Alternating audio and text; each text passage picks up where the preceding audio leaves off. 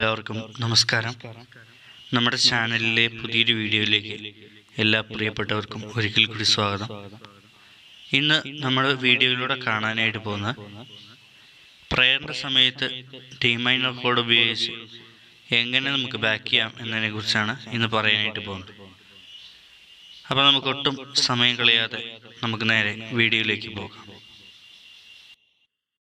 ഇനി നമ്മൾ അടുത്തതായിട്ട് നോക്കാനായിട്ട് പോകുന്ന ഡി മൈനർ കോഡിൻ്റെ ഫാമിലി കോഡ്സും റിലേറ്റീവ് കോഡ്സാണ് നമ്മളിനി നോക്കാനായിട്ട് പോകുന്നത്.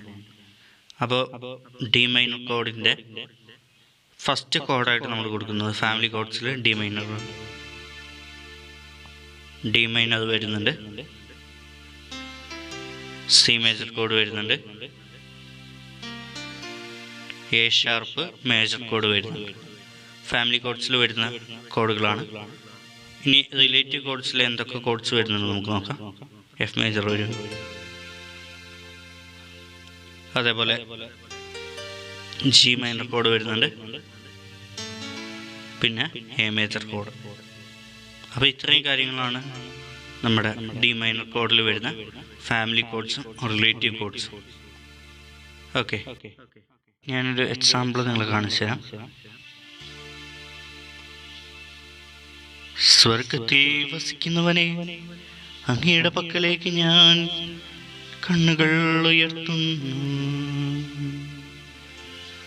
ദാസന്മാരുടെ കണ്ണുകൾ നാഥന്റെ പക്കലേക്കും ദാസിയുടെ കണ്ണുകൾ നാഥയുടെ പക്കലേക്കും എന്നതുപോലെ.